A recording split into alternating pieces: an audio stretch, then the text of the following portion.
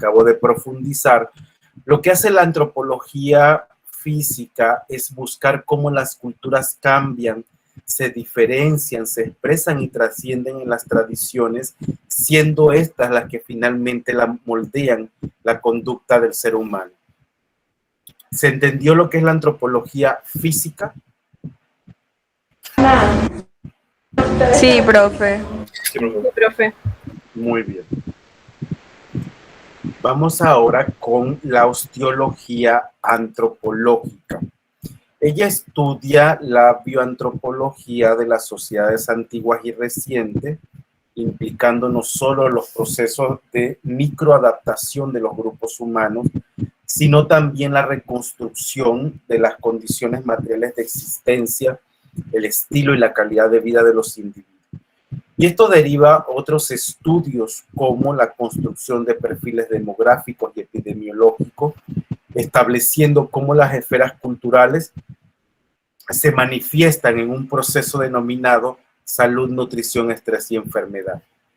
La osteología antropológica se aplica a tres contextos fundamentales. Uno, que tiene que ver con el registro legal, esto es el estudio y la identificación de restos óseos en contextos médicos, legales y criminales.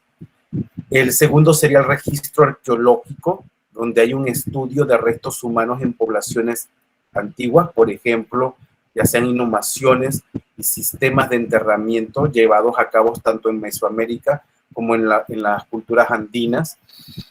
También en un tercer aspecto, el registro paleontológico. Aquí hablamos de análisis de restos óseos de homínidos preculturales del Plioceno, como se ha documentado con los casos de los Australopithecus, el Homo erectus, Homo habilis, neandertales, entre otros.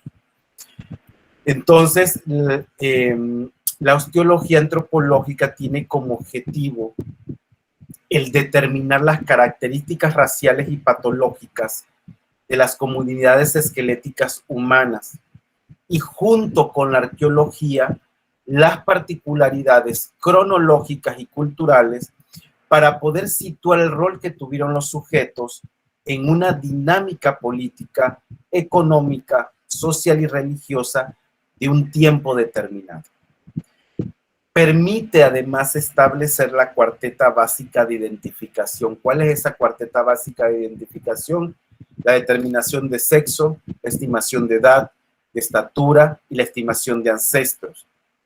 Desde la documentación de la información ante mortem y de las condiciones de conservación y preservación del esqueleto, la reconstrucción de cómo era la persona en vida, sus condiciones de salud, nutrición, estrés, enfermedad, puede llegarse a saber los mecanismos o las causas de la muerte, la determinación del tiempo desde la muerte y la reconstrucción de los acaecimientos post-mortem. Para que se me entienda, lo que hace la osteología antropológica es, usted me da su esqueleto y yo le digo cómo era en vida. Se hacen osteobiografías a partir del esqueleto humano. Siempre se dice que el esqueleto es un libro abierto, solo que hay que aprenderlo a leer. ¿Se entiende lo que es la osteología antropológica? Sí, profe. Sí, profe. Sí, profe. Voy con la antropología física forense. Ella estudia y analiza la biología esquelética y dental del ser humano. Trabaja en la identificación de restos óseos humanos de individuos específicos. Ojo, encontrados en contexto médico-legales y criminales. Si la disciplina no dice en contextos médico-legales y criminales, no es forense. ¿Estamos de acuerdo? A su vez, generalmente estos restos que se encuentran en estos contextos corresponden a personas desaparecidas o víctimas de siniestros como accidentes masivos, como el que ocurrió recientemente en los Planes de Hualaca. ¿Se enteraron de eso? Homicidios, incendios, inundaciones como las que han ocurrido por allá por Volcán, Cerro Punta.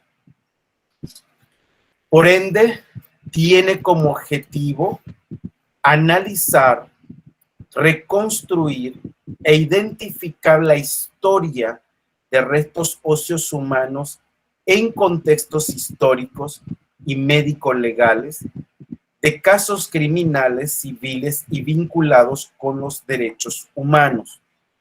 Se deberá conocer el contexto social en que se producen las muertes violentas y para esto, desde una serie de entrevistas, se puede llegar a saber sobre las circunstancias de la desaparición, las características somáticas y las normas legales para proceder a la búsqueda, la exhumación y el análisis de los elementos óseos.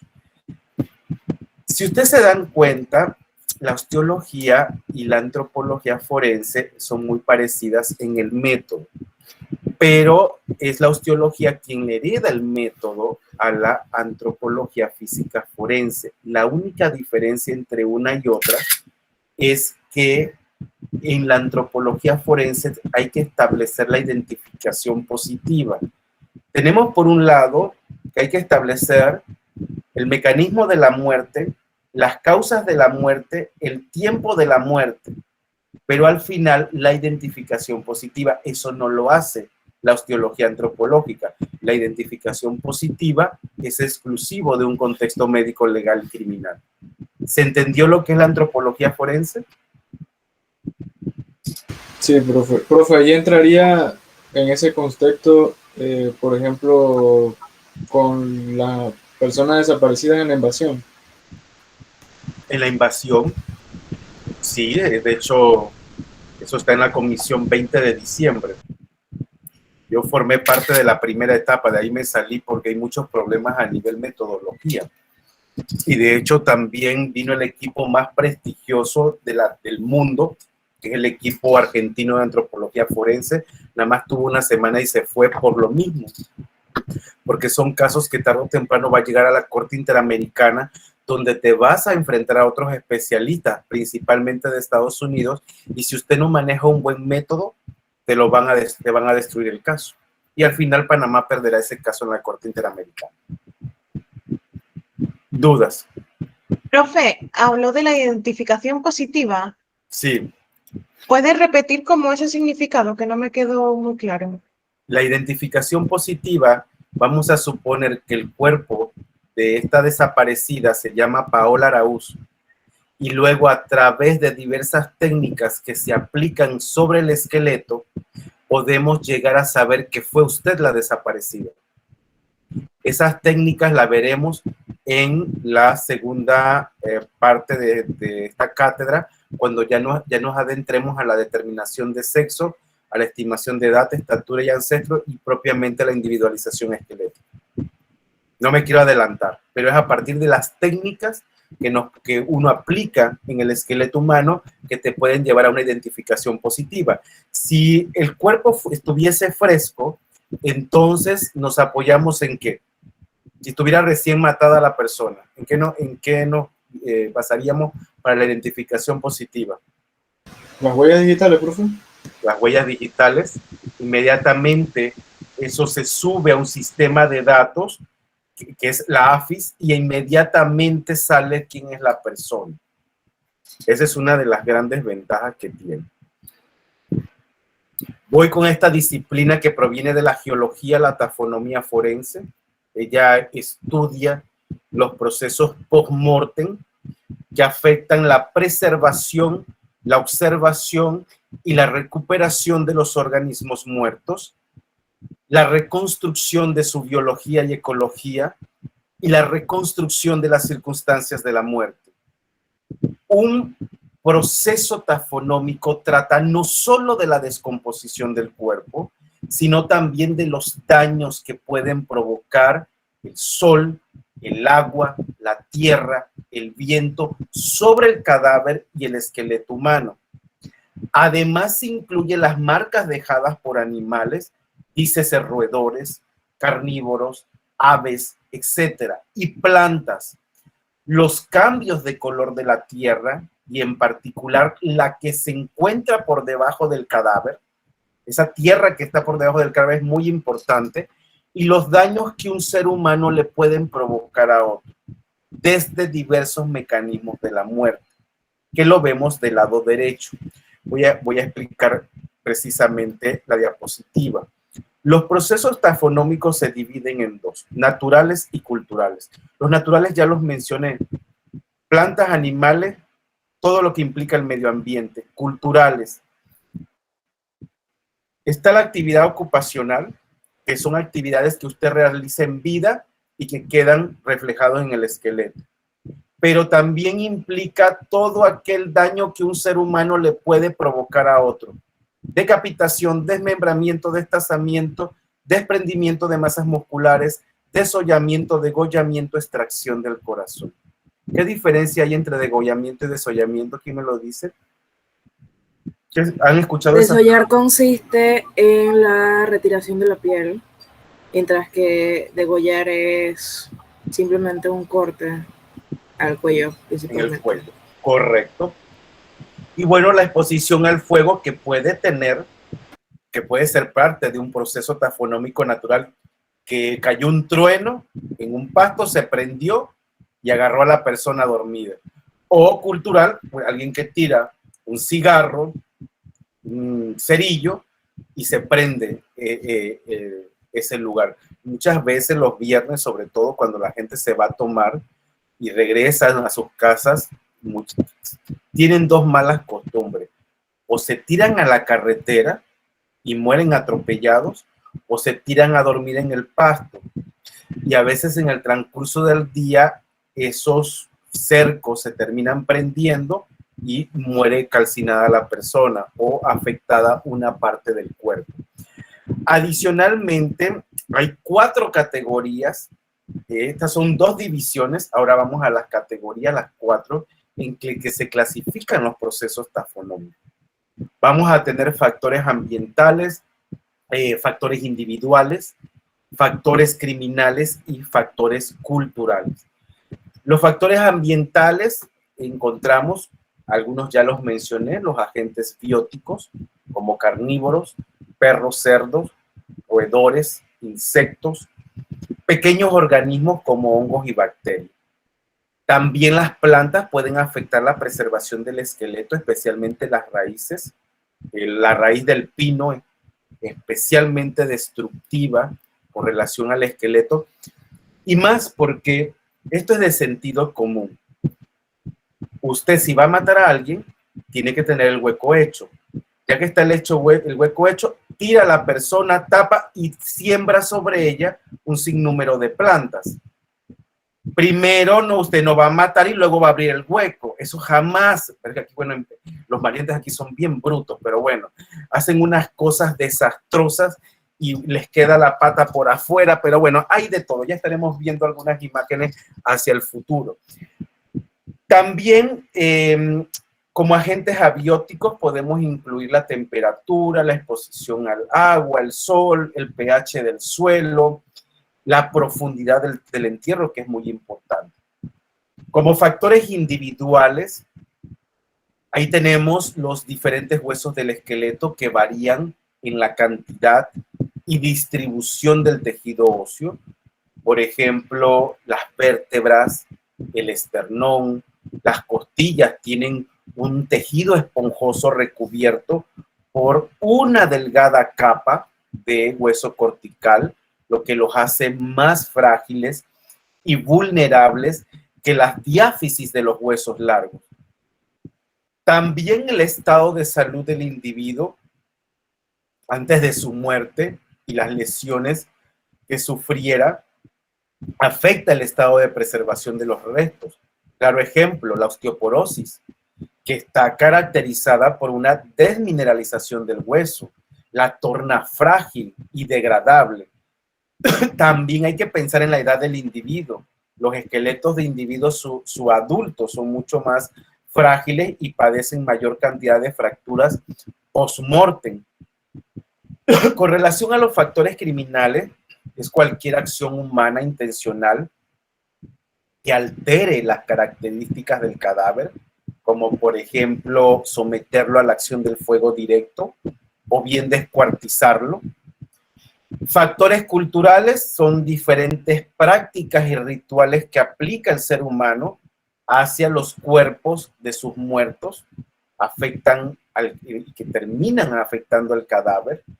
La utilización de ataúdes, la construcción de grandes tumbas bajo tierra, la cremación del cuerpo, el desenterramiento y reenterramiento de los esqueletos o la conservación del cuerpo en tinajas, por citar algunas prácticas, afectan en forma diferencial los restos óseos humanos. Entonces podemos fijar 5 objetivos fundantes de la tafonomía forense.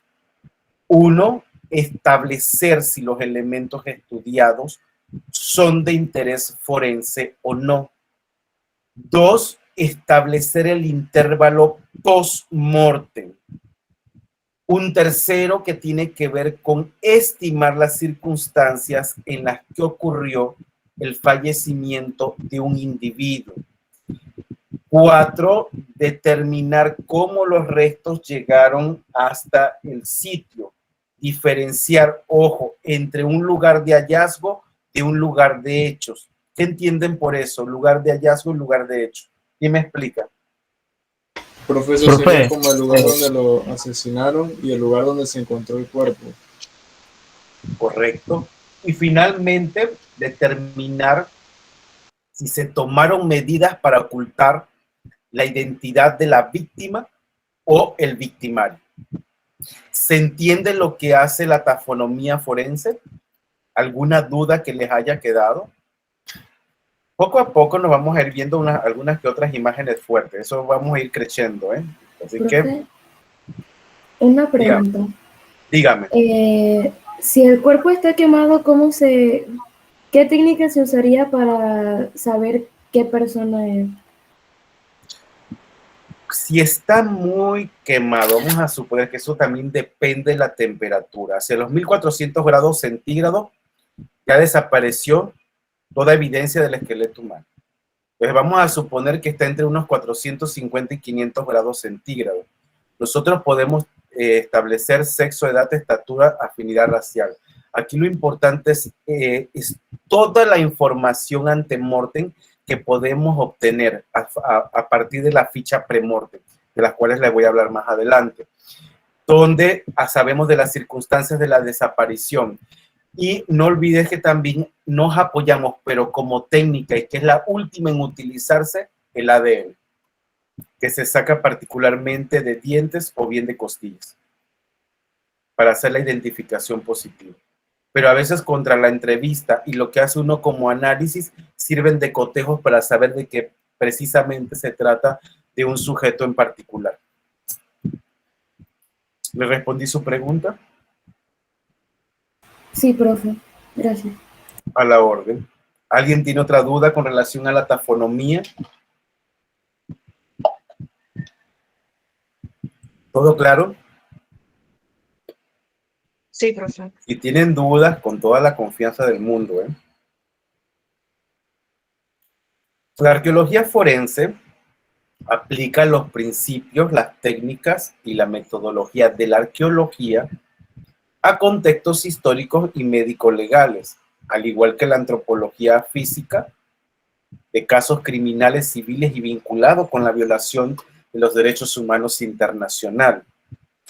Esto es el debido registro del lugar de los hechos, el lugar del hallazgo, donde los elementos óseos o esqueletizados, el cuerpo esté presente. Por ende, se busca construir la conducta criminal y recuperar la evidencia asociada y poder escenificar cuáles fueron esos eventos finales del delito. Entonces, su propósito será buscar, documentar, recuperar cuerpos e indicios asociados y dar las interpretaciones conductuales no solo en torno a la escena, sino también a las evidencias encontradas.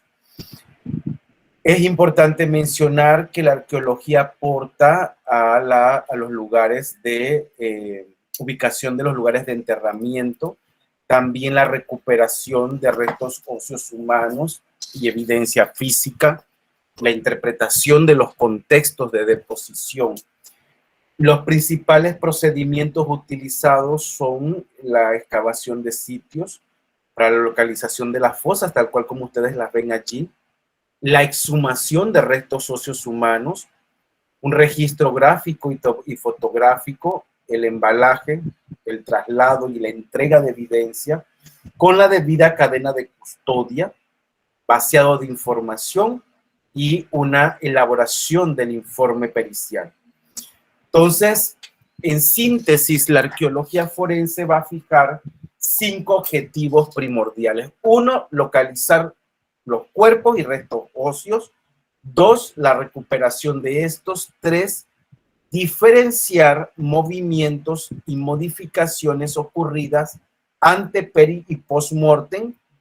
4, asignar relaciones temporales y espaciales del área del hallazgo. Con esto me refiero a restos, objetos asociados, entorno. O lo puede hacer de afuera hacia adentro. Comenzó con el entorno, a medida que iba excavando los objetos asociados y finalmente el cuerpo o esqueleto.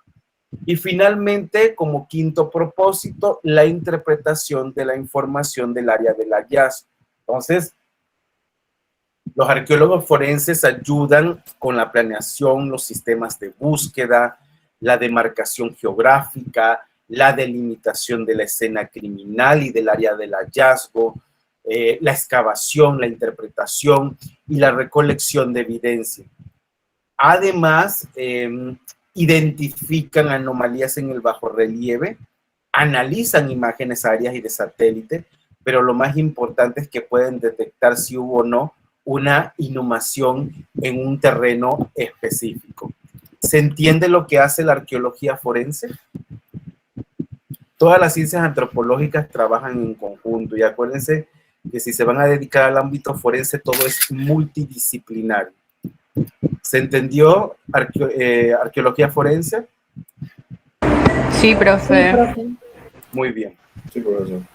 La antropología social o sociocultural estudia los estilos de vida y las condiciones materiales de existencia de las sociedades humanas en una cultura. A su vez, investiga las variaciones culturales manifestada en diversas tradiciones, conductas o formas de organización social. Es decir, en cómo culturalmente son aprendidos tanto el comportamiento así como los pensamientos por cada integrante de una sociedad. En otras palabras, ella se ocupa de la descripción y análisis de las culturas. Me refiero con esto a las costumbres culturalmente aprendidas, ya sea del pasado o bien del presente. Entonces, la antropología sociocultural analiza las sociedades, las culturas humanas y las instituciones sociales en diversos grupos. Con esto me refiero a campesinos, obreros, gremios, sindicatos, entre otros. Además, observa, analiza y explica la diversidad humana, la vida social, las creencias, las tradiciones, las costumbres, desarrollando por un lado similitudes, elementos compartidos, diferencias, y por otra parte las transformaciones y la persistencia en los diversos sistemas socioculturales. Ahora le voy a poner el apellido forense. Cuando tiene el apellido forense, interpreta el comportamiento del victimario tal y como se evidencia en el lugar del hallazgo. Con los conocimientos sobre concepciones culturales sobre la muerte, los rituales funerarios y la muerte en contextos rituales, puede saber cuando un criminal es organizado o desorganizado y por qué, tratando de distinguir las prácticas culturales de los desórdenes patológicos. Puede ayudar al criminólogo a establecer las causas del delito, su prevención y la clasificación de reos dentro de los centros de readaptación y la supervisión junto con psicólogos y pedagogos de los programas de readaptación social de los reclutas, de los que están dentro de las cárceles. Puede asistir también a los psicólogos en las terapias de atención a las víctimas mediante la reordenación del universo simbólico del sujeto. En un contexto médico, legal y criminal, establece la identificación de personas con la recolección de información alrededor de la víctima. Y esto implica la recuperación de la información a través de fuentes directas como la ficha antemortem, que es heredada desde la antropología a la ciencia forense, los archivos municipales, eclesiales y militares, entre otros. Entonces, la investigación nos puede arrojar datos en torno al número de presuntas víctimas, la ubicación del sitio, el área del hallazgo y las formas de enterramiento. Por ende, es una disciplina que estudia las concepciones culturales sobre la muerte violenta en contextos rituales y los ritos mortuorios. ¿Se entiende lo que es la antropología sociocultural forense? Sí, profe. En este ámbito de la antropología social, hay que entender estos 4 términos que ustedes ven en la pantalla. Arriba tenemos práctica funeraria y los 3 de abajo, que es el enterramiento, la tumba y lo que sería la sepultura. Voy primero con lo que es la práctica funeraria. Esta se refiere a una intencionalidad en el tratamiento que recibe el cadáver. La sepultura se vincula a esta práctica y responde al hecho intencional de inhumar los cuerpos o restos de uno o más difuntos para llevar a cabo un gesto funerario.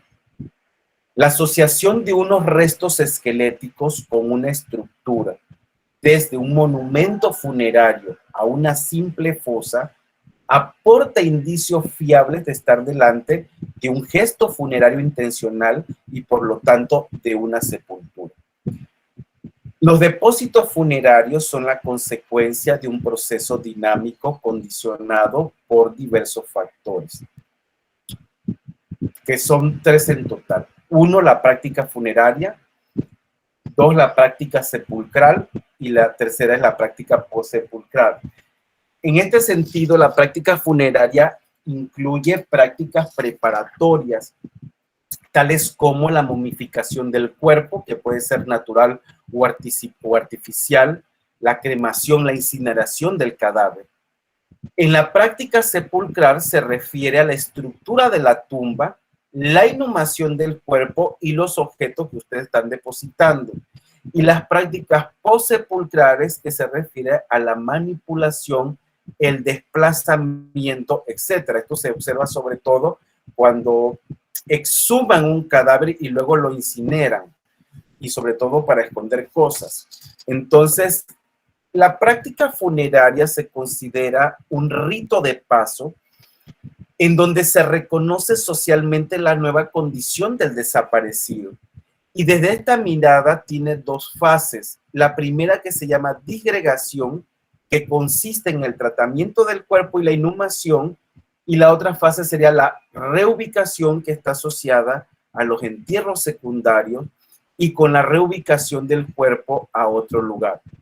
¿Se va entendiendo este discurso o me detengo por si algo no entendieron? Sí, se entiende, profe. ¿Puede repetir lo de disgregación? La disgregación consiste en el tratamiento del cuerpo y la inhumación. Inhumar es enterrar. Exhumar sería sacar. Entonces aquí es tratamiento del cuerpo y la inhumación. Y la reubicación está asociada a los entierros secundarios o con la reubicación del cuerpo a otro lugar. Entonces, la práctica funeraria tiene como propósito no solo buscar legitimar el orden social y lograr o mantener las estructuras de autoridad, sino también para determinar la propiedad sobre un territorio o recurso. Es por ello que el establecimiento de un lugar destinado para el reposo del difunto, sean tumbas, cementerios o bien cuevas, entre otras, funciona como un símbolo del mantenimiento del poder y o la propiedad sobre un lugar o recurso por parte de un grupo de parientes y o descendientes del muerto allí inhumado. Y a partir de la práctica funeraria se logra entender aspectos culturales de una sociedad como son los rituales, el parentesco y la autoridad. Si nos vamos al cementerio, ¿de quién es la tumba que está en el cementerio? Están sus abuelos allá. ¿De quién será esa tumba? ¿Del difunto, profe? La tumba es de los familiares, de los hijos. Si en dado caso todos los hijos se llegan a morir, le corresponde después a los nietos.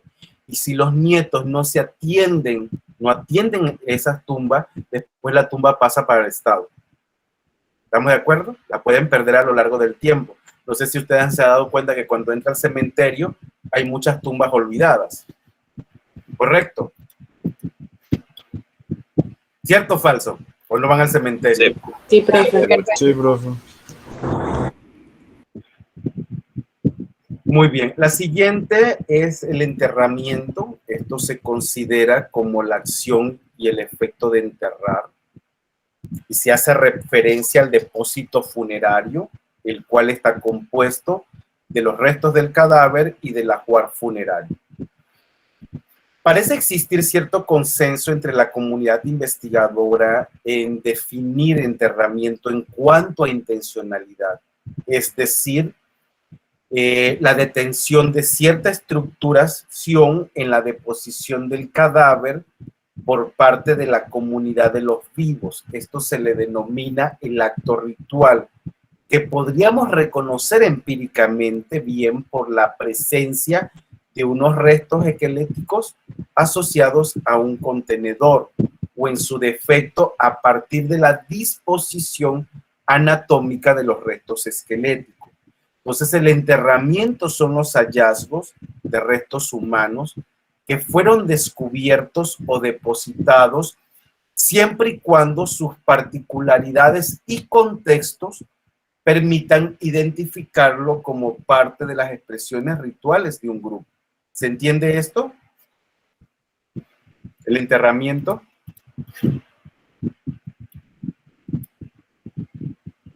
Sí, Tengo profe. aquí 3 tipos de tumbas. Imagen inferior derecha, mausoleo. Imagen superior derecha, ¿qué tumba es esa? El Taj Mahal. Correcto. Imagen superior izquierda. Se conocía como el Señor de los Cielos. Un narco. Amado Carrillo Fuentes, cartel de Sinaloa. Esa es la tumba. De hecho, la tumba más, bueno, el cementerio más lujoso de toda Latinoamérica. Se conoce como Jardines del Humaya. Lo pueden buscar por internet. Humaya es con H, Humaya. Esto está en la ciudad de Culiacán, en el estado de Sinaloa, en los Estados Unidos de México. Y las tumbas es un espacio en el que se deposita el enterramiento, cuerpos y ajuares, de tal forma que hace referencia a la estructura que alberga el depósito funerario. Y la misma puede realizarse totalmente bajo la superficie terrestre, es decir, se levanta la tierra originando un pozo de determinadas dimensiones. El agujero que resulta se ubicará el cadáver o bien un cajón con los restos del fallecido. Entonces la tumba es la forma más tradicional de enterramiento. Este de Jardines del Humaya, ahí las tumbas no bajan de $1,5 millones. A ver si ubican estos personajes. ¿Quiénes son?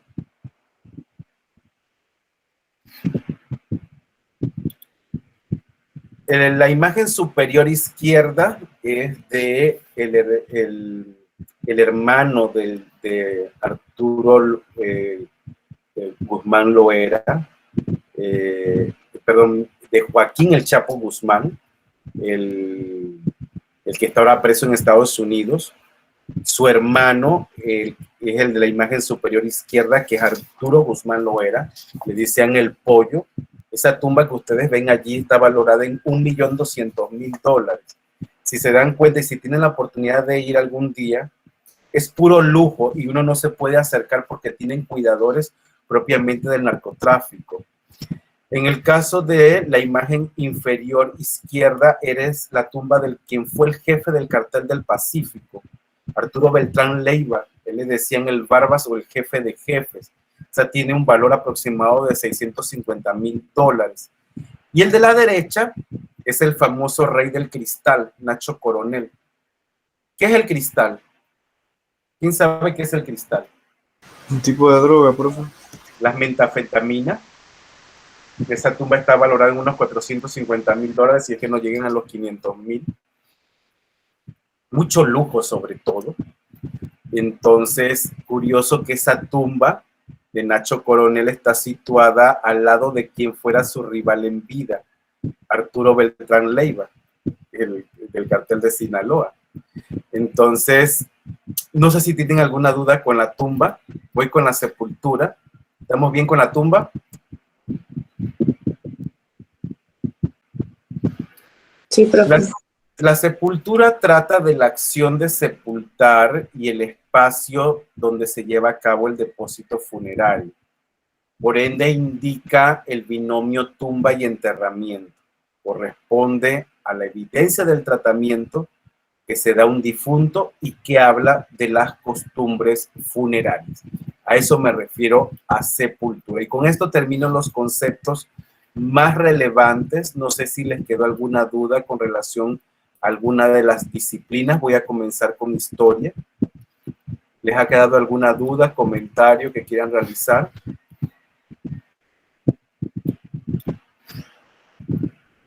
Voy por agua y regreso en 3 minutos. ¿Estamos de acuerdo? Que se me acabó. Y regreso enseguida. 3 minutos. Dale, profe.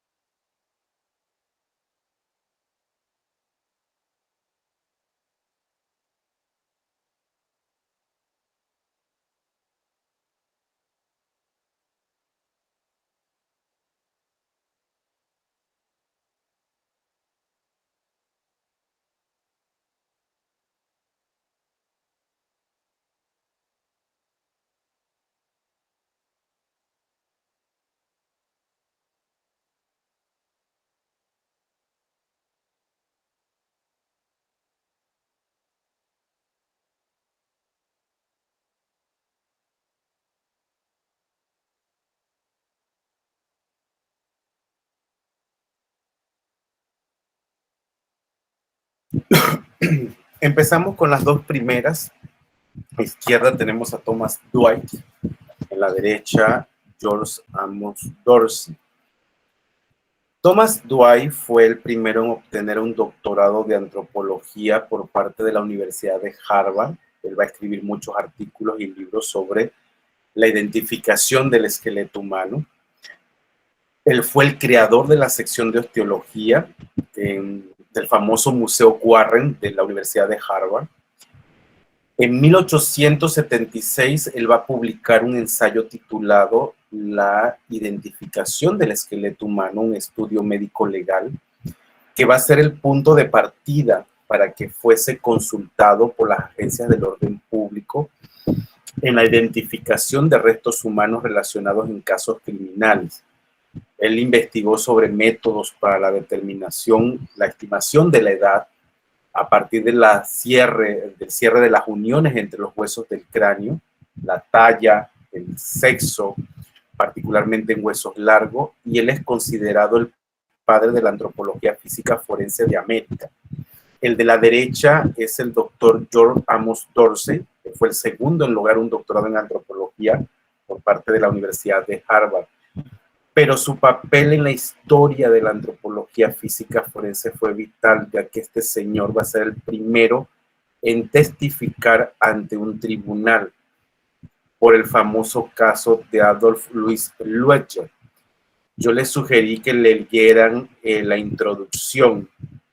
¿Quién me explica el caso de Adolf Louis Lueger? Y le doy el 5% de la calificación final. ¿Quién dice yo? No lo leyeron. Ajá. Es este caso, ¿eh?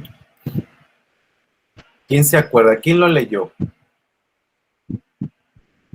Oigan, esos regalos no se dan todos. Profe, ese caso no fue el que aparecía en el primer video en recomendación del documental, que hablaba sobre cómo él asesinó a su esposa. Ajá, hable, platíqueme. Bueno, no me sé los nombres exactos de los que aparecieron, pero más o menos me acuerdo del caso que era que este tipejo, el que había sido el asesino, fue a la comisaría a reportar a su esposa desaparecida. Entonces los investigadores fueron a investigar allá para ver en las circunstancias cómo desapareció su esposa. Entonces, cuando fueron a investigar, se dieron cuenta de cosas raras que sucedió, como que el esposo demoró mucho tiempo para reportar a su esposa, algo que era muy extraño en caso de desaparición, y más cuando se trataba de él, que él ya había reportado desaparición de su perro, creo que era como 1 hora después de que no lo había encontrado, cosa que alarmó a las autoridades y lo pusieron bajo la mira. Entonces fueron a preguntar a las fábricas acerca de lo que habían observado. Entonces dijeron que un día antes de la desaparición de la señora, habían visto al señor ese trabajando en uno de los tanques donde se hacían esas salchichas. Entonces ellos fueron a inspeccionar porque los empleados le dijeron que el tipo ese le había dicho que no usaran esos tanques, y si fueran a verlos tenían como unos desechos, que esos desechos había que botarlos.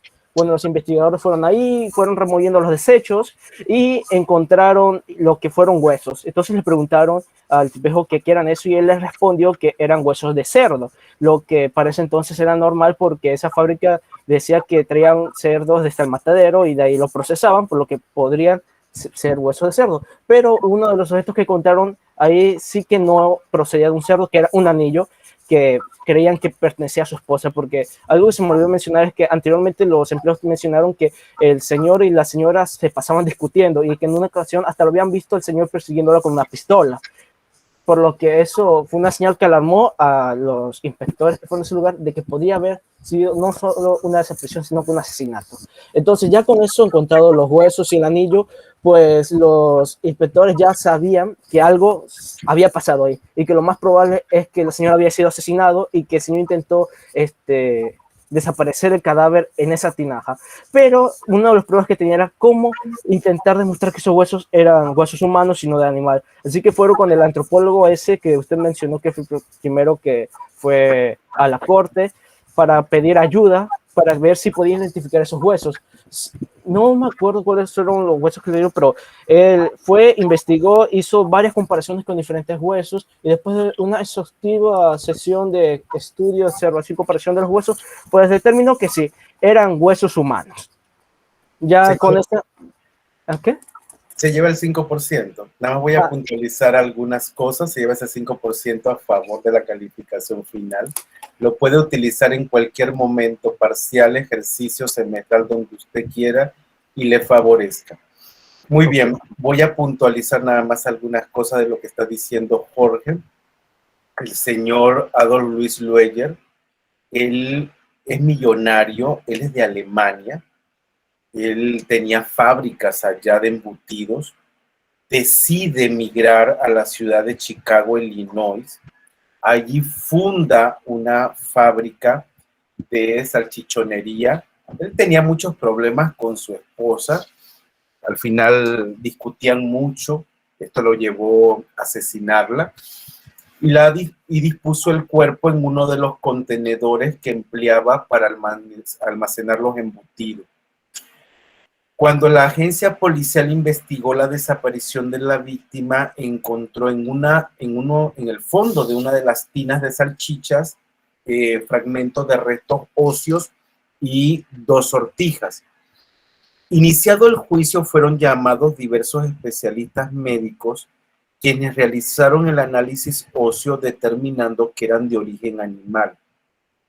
La fiscalía, ante las dudas y siendo informada de la vasta experiencia en el análisis óseo de los doctores tanto Thomas Dwight como George Dorsey, decidió llamar a este último para que realizara la experticia. Y aquí es donde cambia la historia de la antropología física forense. Dorsey los analiza, asiste al tribunal y señala que los restos se tratan de huesos que son de origen humano, pero va a ser el primero en establecer en un tribunal la primera variable biológica del peritaje en antropología física forense, que es la determinación de sexo. Y su testimonio fue clave para que sentenciaran a Adolf Luis Lueger. Pero ¿por qué tenía tanta credibilidad tanto Thomas Dwight o George Dorsey? Porque los dos señores hicieron su tesis de doctorado de restos óseos de más de 100 esqueletos de la necrópolis de Ancón del Caral en Perú. El que quiere ser antropólogo físico forense tiene que ser una persona que conozca tanto de la cara anterior, posterior, externa o interna de un esqueleto, de un elemento óseo. Ser un especialista en topografía y morfología ósea. Y los antropólogos, imagínense, haber analizado más de 100 esqueletos, tienes la capacidad para decir si un fragmento es de un fémur derecho o es izquierdo, o corresponde a una 10ª o 12ª costilla, o la 5, la 12ª o la 32 vértebra, y así sucesivamente. O sea, no es cualquier especialista, es un especialista en restos óseos humanos. En mi caso, yo he analizado más de 1000 esqueletos y la mayoría en los Estados Unidos de América. Entonces, en el extranjero es más fácil analizar colecciones óseas. En Panamá no. En Panamá yo estaba haciendo una colección hasta que hubo cambio de dirección y toda mi colección me la mandaron a una fosa común por ignorancia, porque esa colección se estaba haciendo precisamente para los estudiantes, tanto de medicina como de investigación criminal y seguridad, para que aprendieran. Acuérdense que el buen médico es el que practica. Así, el buen antropólogo es el que practica sobre restos óseos. De ahí que haya sido clave el testimonio de este señor. Ojo, establece la primera variable biológica humana. ¿Dudas? ¿Algún comentario? ¿Algo que no les haya quedado claro? ¿Todo bien? Estamos viendo allí Primera Guerra Mundial. Es importante que esta Primera Guerra Mundial que se está celebrando entre 1914 y 1918, los antropólogos fueron consultados, sobre todo para la identificación de los soldados caídos en batalla. De igual forma, también eran requeridos por las agencias del orden y la seguridad pública para la identificación de restos vinculados con hechos de índole criminal. Y 4 figuras fueron las importantes. El primero de ellos, este brillante antropólogo, el doctor Alex Hrdlicka. Él es originario de la República Checa, lo que era la antigua Checoslovaquia. Y para 1881 él está migrando a los Estados Unidos de América. Durante 40 años laboró para el Instituto Smithsonian de Washington, D.C. Y su aporte, de hecho, siguen siendo vigentes hoy día por varios motivos principales. El primero tiene que ver con esto. Él establece o él formula la teoría monogenista asiática, que sostiene que el ser humano llegó al continente americano desde Asia cruzando el estrecho de Bering, pero también será el primero en formular la teoría que sostiene que los grupos humanos tienen un origen en común. Y ahí estamos viendo la línea evolutiva. Nosotros iniciamos con el Sivapithecus, que es el ancestro en común. De ahí se derivan a los Australopithecus. De los Australopithecus, los 2 de la izquierda son los gráciles, el africanus y el afarensis. Los otros 2 son los robustos, el boisés y el robusto. Nuestra línea evolutiva sigue hacia el Homo erectus, neandertales, Homo habilis y Homo sapiens. Todos somos una grande familia. ¿Quién son nuestra familia? El resto de los primates. Chimpancé, orangután, gorila y gibón. Solo que ellos siguieron otra línea evolutiva. Pero el chimpancé con relación a nosotros tiene el 99.4% de ADN idéntico a nosotros. Por eso son tan cercanos y tienen comportamientos como, por ejemplo, la habilidad de manejar instrumentos, los chimpancés, muy inteligentes y muy astutos. Importante, ven en esa línea los neandertales. Voy a poner la otra diapositiva, porque hay que tomarlos en cuenta en la historia humana, porque serán los primeros en manejar el fuego, por un lado, y son los primeros en hacer enterramientos. Son los primeros en toda la historia humana en enterrar a sus muertos.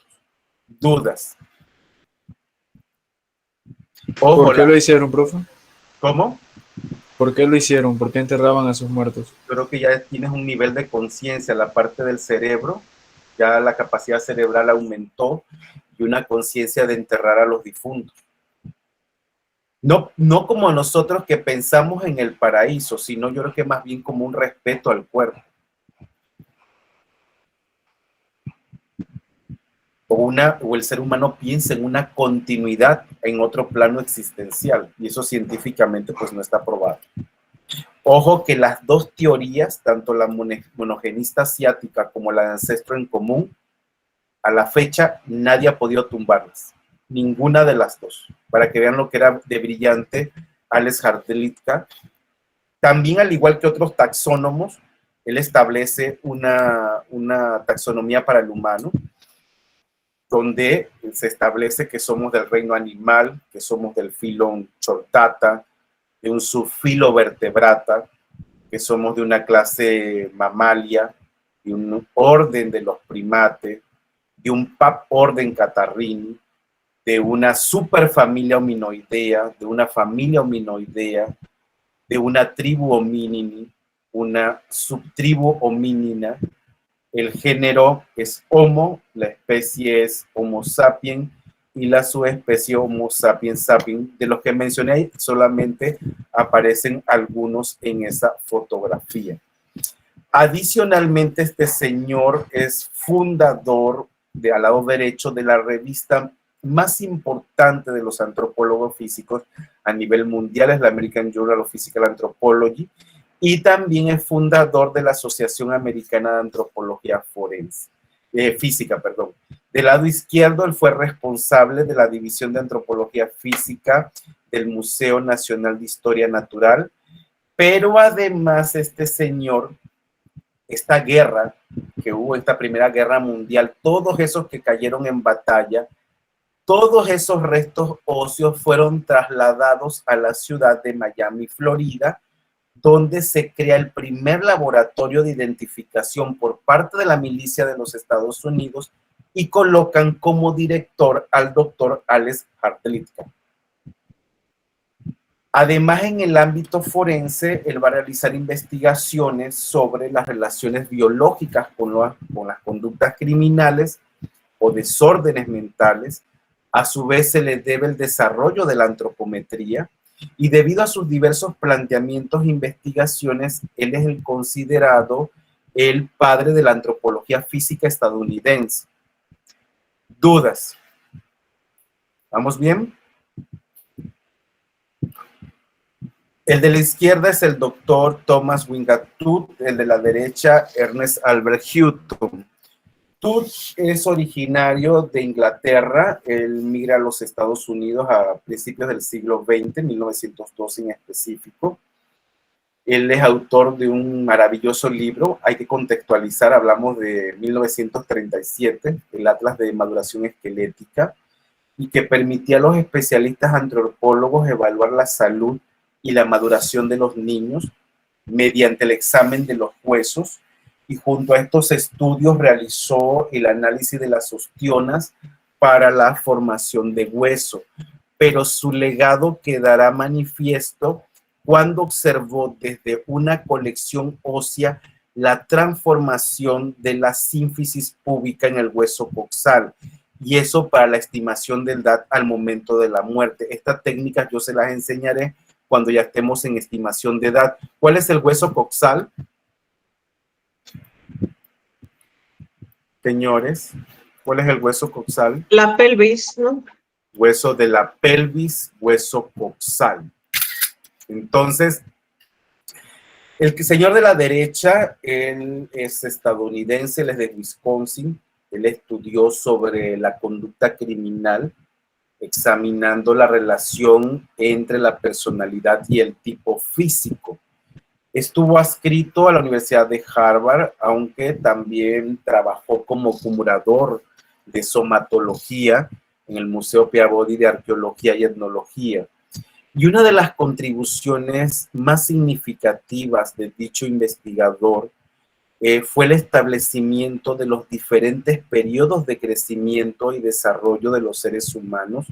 Esto apareció en una publicación de 1947 y de hecho se encuentra por internet. El libro se llama Men from Ape. Y es interesante porque nosotros lo utilizamos en el peritaje. Aquí hablamos de rangos de edad. Él dice que de 0 a 3 años tendremos a un individuo de primera infancia. De 4 a 6 años, un individuo de segunda infancia. De 7 a 12 años, un individuo de tercera infancia. De 13 a 17 años, un individuo adolescente. De 18 a 20, su adulto. De 21 a 35, adulto joven. De 36 a 55, adulto medio. De 56 a 74, 75, adulto avanzado. Y de 75 años a más sería el senil. Creo que por aquí yo tengo esa tabla que les va a quedar cuando suba la presentación aquí en el Classroom. Esto se utiliza sobre todo cuando sabemos en la estimación de edad que es efectivamente un adulto joven y le decimos a la autoridad, el sujeto anda entre 21 a 35 años, le sacamos la media porque los restos óseos al estar tan fragmentados no se pudo haber estimado, no se pudo estimar la edad. Entonces tenemos que hacer otro tipo de aproximaciones. El siguiente señor es Wilton Marion Krugman. Él es de Illinois. Él va a ser el primero en ser admitido en la Academia Americana de la Ciencia Forense. Su libro, Una guía de identificación de material esquelético humano, que fue publicado en 1939, va a ser el primer escrito realizado por un antropólogo para peritos en ciencia forense. Esto centra la atención de la comunidad médico-legal sobre el potencial informativo de la antropología física en los procesos de identificación. Posteriormente, él va a publicar un tratado que también lo pueden consultar en línea, The Human Skeleton in Forensic Medicine. Este fue de 1962. Y en dicho texto propuso detalladamente y paso a paso cómo debía reconstruir el rostro sobre un cráneo empleando diferentes modalidades de la técnica reconstrucción facial escultórica. Y dicha propuesta fue corregida y aumentada en una nueva edición que fue publicada en el año de 1986, donde también colaborará el doctor Mehmet Yazar Iskan. Ambos autores en dicho texto sugieren la reconstrucción de una cara desde un estudio radiográfico frontal y lateral del cráneo. Con esto se puede analizar el contorno y las características particularidades del propio cráneo. Y también unifican esta técnica con la planimetría. Dudas con relación a la Primera Guerra Mundial. Me voy a adentrar a la Segunda Guerra Mundial, 1939-1945. ¿Dudas?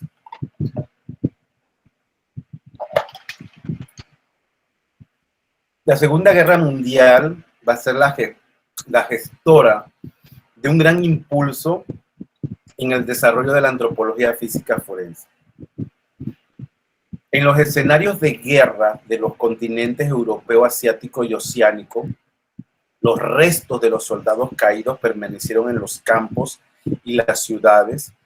Sin una pronta recuperación del cuerpo, estos se vieron expuestos a los cambios de temperatura que provocaba el rápido proceso de descomposición y por ende la esqueletización se completaba a los pocos días. Debido a estos hechos, en 1941, la milicia de los Estados Unidos de América va a construir en la isla de Hawái un segundo laboratorio central de identificación, y esto con el objetivo de individualizar los restos de los soldados que murieron principalmente en esa Segunda Guerra Mundial y la Guerra de Vietnam y Corea. Hubo varios antropólogos que fueron contratados, el de la izquierda, el doctor Charles Snow, y junto con él llegaron dos doctoras, la doctora Mildred Trotter y Goldine Glaser. De Goldine Glaser no hay registro fotográfico en la Academia Americana de Ciencia Forense, no conozco su rostro, pero trabajó mucho con la doctora Mildred Trotter. Charles Snow es de Colorado, él procede de la Universidad de Kentucky, trabajó como asistente de antropometría en el proyecto de medición infantil de la Oficina de Economía Doméstica del Departamento de Agricultura de los Estados Unidos de América. Y por allá de los años de 1947-48, él va a servir como especialista forense para el Servicio de Registro Americano de Tumbas en este laboratorio central de identificación, donde él va a ser director. Él va a desarrollar métodos y técnicas para la determinación de patrones de cambio en edad y sexo. Mildred Trotter, junto con, Mildred, ella estudió en Pensilvania, Universidad de Washington, San Luis, Missouri, y entre 1948, también en 49 va a estar al servicio de este registro americano de tumba. Ella va a investigar sobre crecimientos, diferencias raciales y sexuales, el envejecimiento del esqueleto humano. Los trabajos en biología esqueletal que realizó con la colaboración con la doctora Goldine Glaser las llevó a establecer la tercera variable biológica, lo que es la estimación de estatura basada en la longitud de los huesos largos de la pierna.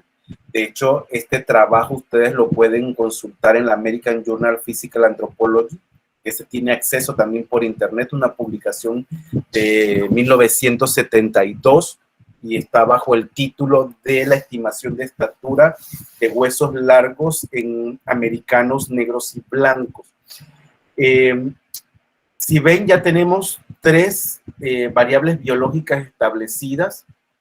La primera, ¿quién la estableció?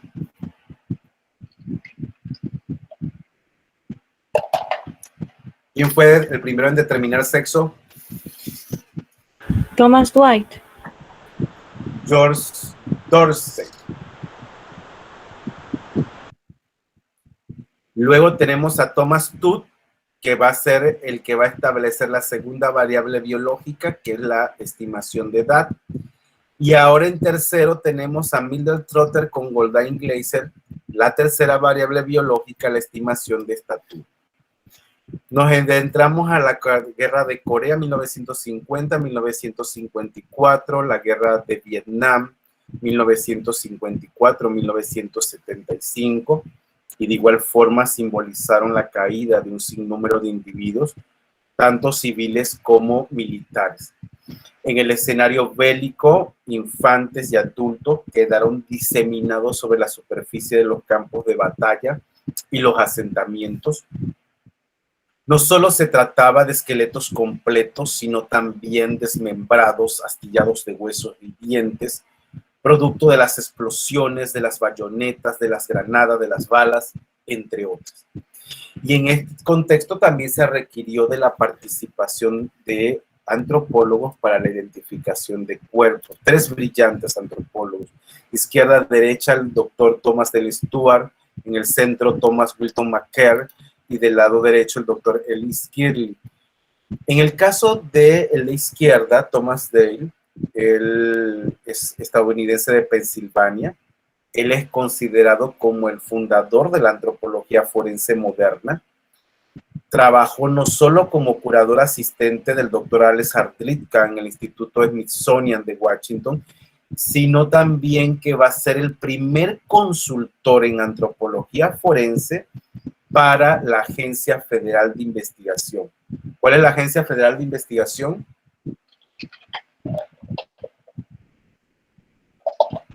¿Cuál es la Agencia Federal de Investigación de los Estados Unidos de América? El FBI. Correcto, la Federal Bureau of Investigation. Entre 1943 y 1969, él va a analizar más de 250 casos forenses. Esto le va a permitir desarrollar criterios y métodos de identificación para edad, para sexo y ancestro de los esqueletos. Y bueno, para principios de los años 50, él aceptó una invitación del secretario del Ejército de los Estados Unidos para laborar en Japón, y él se va a convertir en el director del tercer laboratorio de identificación que va a estar en Tokio. Y esto de todos los restos de la guerra de Corea y Vietnam principalmente. El señor del centro, que es Thomas Wilton McCare, él trabajó bajo la dirección de Thomas Dale Stewart y ellos colaboraron en desarrollar criterios y métodos de identificación para estimar la edad. También los resultados de sus trabajos ustedes lo pueden consultar por internet como Technical Report EP45 y aparece bajo el título sobre cambios de edad en esqueleto en jóvenes americanos. Y también va a realizar Thomas Wilton McCare con Sharon McCare otros estudios antropofísicos que le llevó a publicar 2 libros. Uno es Orígenes Humanos, una introducción a la antropología física, que fue publicado por allá del año de 1969, y otro, Viviendo en la Prehistoria, también una introducción tanto a la arqueología como a la antropología física. Gracias a estos libros, él establece la 4ª variable biológica del peritaje en antropología física forense, la estimación de ancestros. El señor de la derecha, Ellis Kirley, él trabajó muchos años para la Universidad de Maryland. Él desarrolló el método Kirley, que consiste en estudiar las secciones transversales de los huesos largos refiriéndome a un húmero, radio y cúbito de las extremidades superiores, fémur, tibia y peroné de las extremidades inferiores. Y analiza los fragmentos de antiguos ostiones, el porcentaje de tejido laminar, lo que es el primario, el número de canales no haversianos, lo que sería el vascular primario, y contabilizando el número de ostionas, lo que son los sistemas haversianos para estimar a edad. Y a finales de los 80 participó entonces en los restos óseos estadounidenses de esta guerra de Vietnam, en el laboratorio de Tokio. Esto es muy importante, el método Kirlick, porque muchas veces cuando los restos óseos se encuentran muy fragmentados, usted lo que hace es cortar una rodaja del hueso de forma transversal y lo coloca en un microscopio de alta gama, y lo que hace es contar los sistemas haversianos.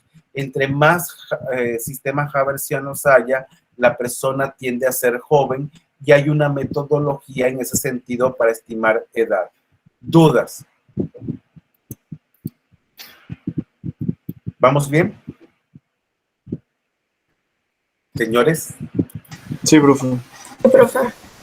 Este es el señor William Ross Maple, una edad de joven y una más vieja. Él es de Texas. Él trabajó en las universidades de Western Michigan en Florida.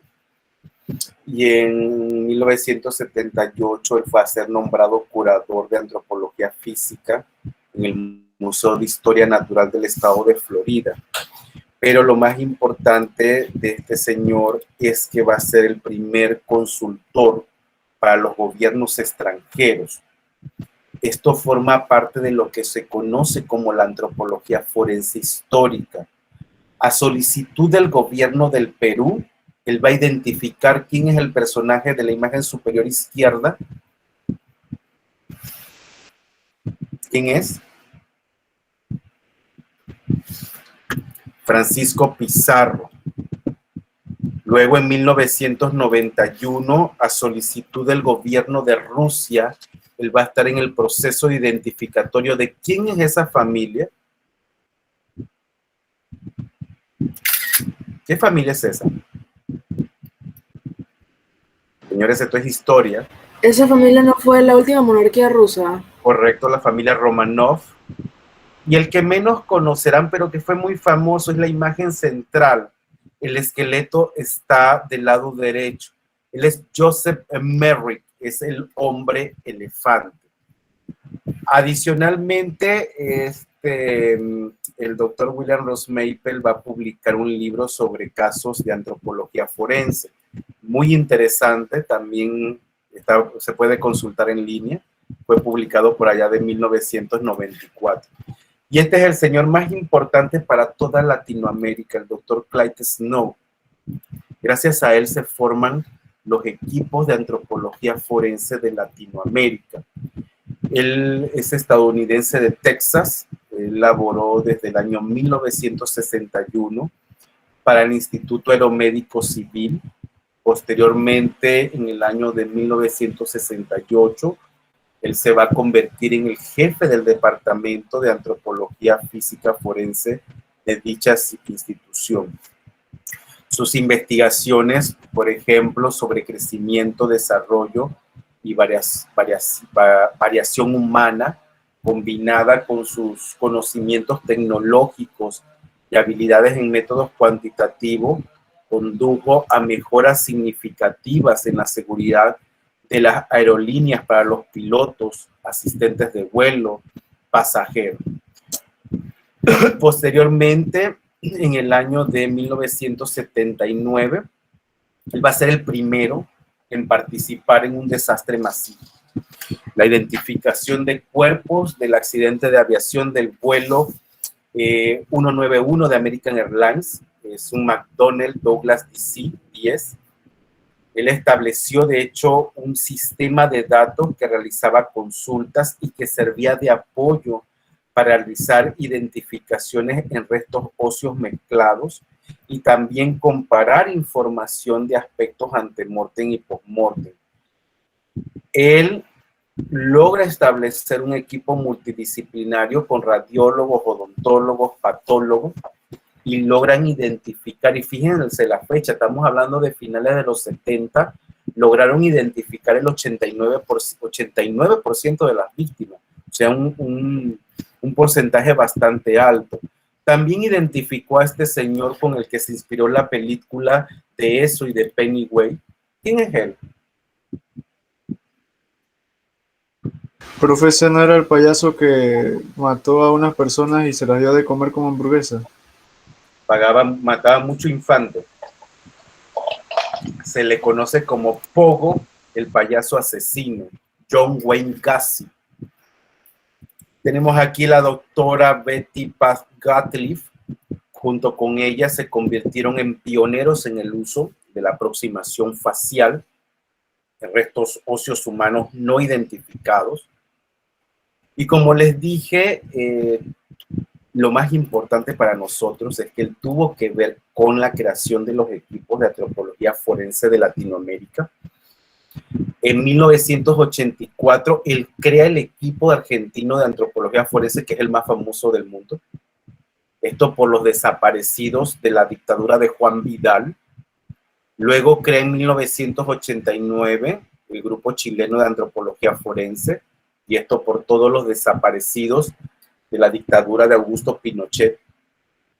En 1992 se va a fundar el Vaya y funda el equipo de antropología forense de Guatemala, y esto por dos hechos fundamentales en los 80, una cruenta guerra civil y uno de los mayores genocidios que ha ocurrido en el continente americano, la matanza por agentes del Estado de mujeres indígenas y niños mayas. Posteriormente, en 1996, ya aquí participan otros investigadores. Uno de ellos, que fue mi profesor, el doctor Edwin Crespo, que murió el año pasado, de la Universidad de Puerto Rico, junto con los doctores Arturo Talavera y Martín Rojas Chávez, fundan el equipo de bioarqueología forense de México. Esto es por todos los desaparecidos por el narcotráfico. Luego los equipos de Argentina y Chile ayudan a crear los de Perú y el de Uruguay. En 2001 se funda el equipo peruano de antropología forense por todos estos desaparecidos en la dictadura de Alberto Fujimori. Y en el 2005 se funda el grupo de investigación en arqueología forense del Uruguay, y esto es por todos los desaparecidos durante la dictadura de Juan María Boldaverri. ¿Vamos bien? Sí, profesor. Entonces, como hemos visto en este breve recuento histórico, es importante señalar que fue el ejército estadounidense quien reconoció la trascendencia de la disciplina, esta especialidad en antropología física forense, en el análisis, identificación y reconstrucción de la historia de restos óseos humanos desde hace más de medio siglo. En cambio, en el sector civil, el proceso ha sido mucho más lento y el reconocimiento formal se estableció a principios de los años 70. En 1948 se funda la Academia Americana de la Ciencia Forense. Posteriormente, el logo de la Academia Americana es el de arriba, el del medio. En 1972, la Academia Americana de Ciencia Forense va a crear la sección de antropología forense, y esto gracias a los esfuerzos de los antropólogos Wilton Marion Krogman, Ellis Kirley y Charles Ernest Snow. Y posteriormente, el logo de abajo es, para 1977, se establece la Agencia Americana de Antropología Forense. Es como un buró. Y esto con el fin no solo de certificar la calidad de los peritos, sino también el de profesionalizar a sus practicantes, contar con las credenciales académicas, por ejemplo, tener un título de PhD o aprobar un minucioso examen. Pero algo que tiene este buró y que me parece maravilloso, si usted ve algo que no pueda interpretar en su peritaje, entonces usted lo manda allá al buró y ellos te pueden dar una opinión, que eso se me hace muy valioso porque a veces hay cosas raras que aparecen en el cuerpo, en el esqueleto. No todo lo podemos saber y es importante consultarlo con otros colegas. ¿Dudas? ¿Algún comentario? ¿Vamos bien? Voy con la antropología forense histórica, la identificación de personajes que han sido relevantes en la historia de una nación. Ya había mencionado, a solicitud del gobierno del Perú, Francisco Pizarro, William Ross Maple, que va a identificar a Francisco Pizarro, a a solicitud del gobierno francés al doctor en antropología Pierre Francois Boix para a Mozart, a solicitud del gobierno de Brasil, el doctor Elis Kirley, que identifica al médico de la muerte, Joseph Mengele. ¿Quién fue este doctor, Joseph Mengele? Fue un doctor nazi que principalmente se manejó en experimentos con personas. Los más conocidos son experimentos en gemelos. De gemelos, correcto. Experimentó mucho con los judíos. A solicitud del gobierno egipcio, el doctor Wilton Marion Krugman identifica al faraón Ramsés III. A solicitud del gobierno de Rusia, después al grupo multidisciplinario llegó el doctor Clyde Snow, específicamente para identificar al zar Nicolás II Romanov.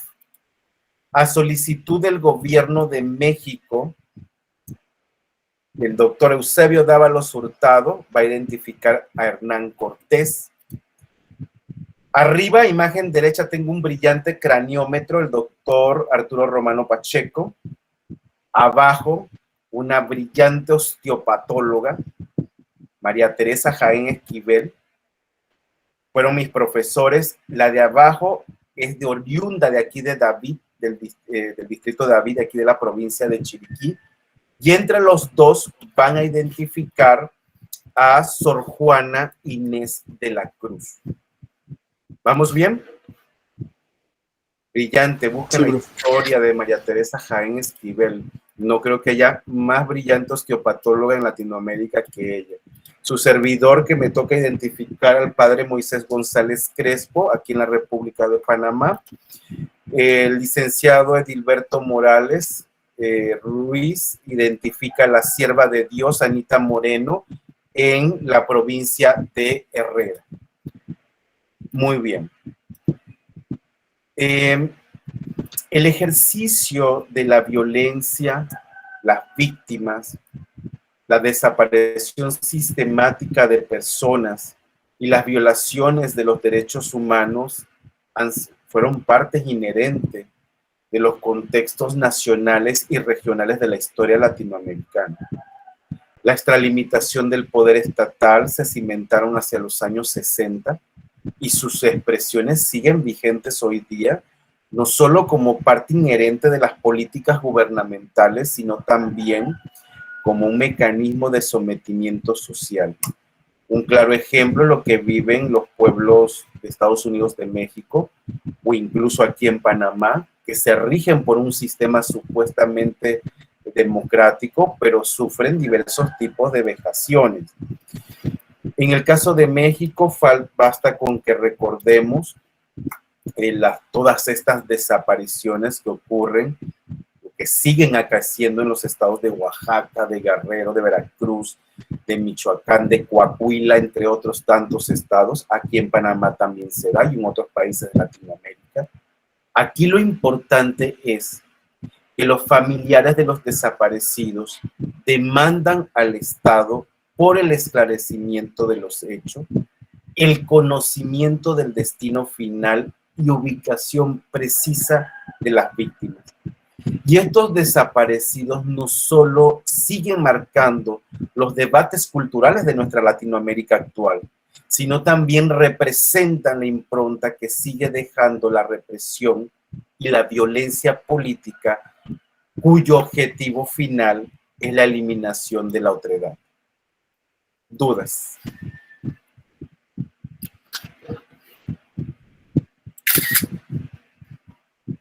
Si alguien se desaparece, ¿qué harían ustedes? Si un familiar se desaparece, ¿qué harían ustedes? Reportarlo con las autoridades, profe, con la Policía Nacional primeramente. Se van a esperar 72 horas para iniciar la búsqueda. Yo, profe, en mi caso dependería de la persona. Si yo sé en lo que andaba, posiblemente no. Pero vamos a suponer que sea un hermano, una hermana, ¿qué harían? Iría a la DIP. O pienso también que uno mismo tomaría cartas en el asunto. Para Para eso está Instagram, Facebook, todas las redes sociales que ustedes conocen. Usted hace un folleto, lo publica inmediatamente, va a la radio. Hay que dar una alerta a nivel nacional de la desaparición. Si usted espera que el Ministerio Público de nuestro país haga su trabajo, vaya despertando. Eso no existe. Usted es el que tiene que hacer prácticamente toda la investigación. Usted es la que se tiene que dar con el paradero de su familiar. Porque los del ministerio van a investigar durante un tiempo y si no lo encuentran, ustedes van a descansar. ¿Algún día podrán descansar? Entonces la búsqueda es hasta el final. Y siempre ustedes lleven la delantera con relación al Estado. ¿Se imaginan ustedes lo que está sucediendo hoy día en la selva del Darién? Ese laboratorio que está sucediendo en la selva del Darién. ¿Quién les dice a ustedes que no hay tráfico de órganos, trata de personas, explotación sexual? Todas esas cosas pueden estar existiendo. Por lo menos la explotación sexual sí lo está existiendo y trata de personas sí lo está existiendo. Lo que no tengo confirmación todavía es sobre tráfico de órganos. Esa es la realidad de nuestro país y hacia dónde vamos. No sé si tienen alguna duda, comentario o aporte. Esta sesión 1 corresponde al ejercicio número 1. ¿Dudas? ¿Por qué tanto en silencio? ¿Entendieron o no entendieron? Acuérdense, cuando uno está callado hay dos vías. O no se entendió nada o sí se entendió todo. ¿Cómo estamos? Bueno, yo sí he entendido, pero déjeme decirle que yo no sé. Yo en esto yo estaba perdido, yo no sé mucho.